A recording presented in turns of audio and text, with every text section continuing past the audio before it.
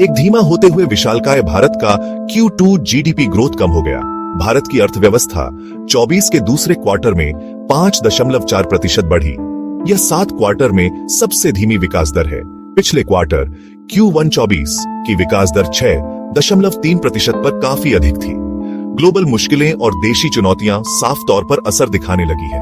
सबके मन में यही सवाल है कि क्या यह एक अस्थायी गिरावट है या किसी बड़ी समस्या का संकेत। इस मंदी ने निवेशकों और नीति निर्माताओं दोनों के बीच चिंता पैदा कर दी है।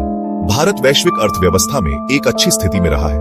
इसके बड़े घरेलू बाजार ने बाहरी झटकों के खिलाफ एक सुरक्षा कवच का काम किया है।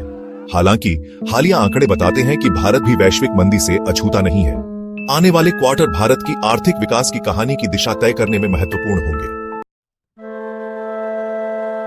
आंकड़ों के पीछे मंदी को समझना। Q2 में उम्मीद से कम जीडीपी विकास दर में कई कारकों ने योगदान दिया। भारत की अर्थव्यवस्था का एक प्रमुख चालक विनिर्माण क्षेत्र में भारी गिरावट देखी गई।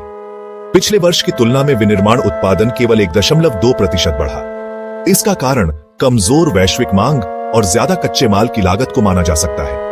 एक और महत्वपूर्ण क्षेत्र खनन क्षेत्र में भी गिरावट दर्ज की गई।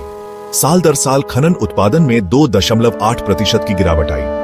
यह आंशिक रूप से प्राकृतिक संसाधनों की कमी और नियामक बाधाओं के कारण है। हालांकि सेवा क्षेत्र में अच्छी खबर रही। यह बढ़ता रहा, हालांकि पहले की तुलना में धीमी गति से, जो समग्र विकास को कुछ समर्थन प्रदान करता है। नीति का दोहराहा, विकास और मुद्रास्फीति को संभालना।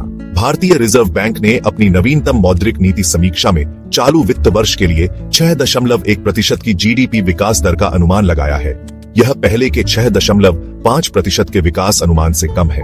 निजी अर्थशास्त्रियों ने भी अपने अनुमानों को कम किया है।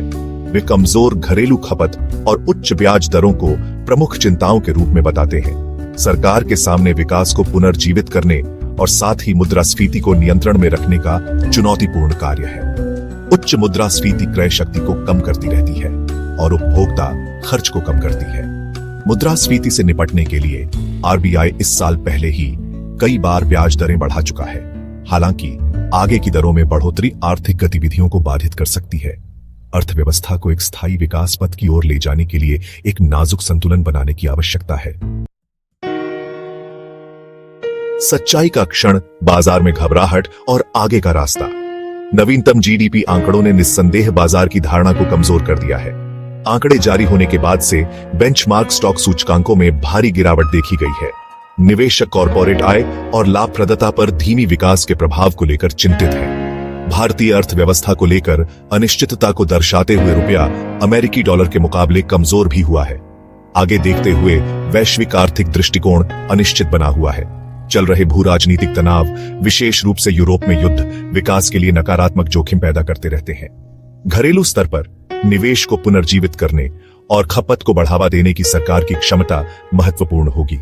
व्यावसायिक माहौल को बेहतर बनाने और विदेशी निवेश को आकर्षित करने के लिए संरचनात्मक सुधारों की आवश्यकता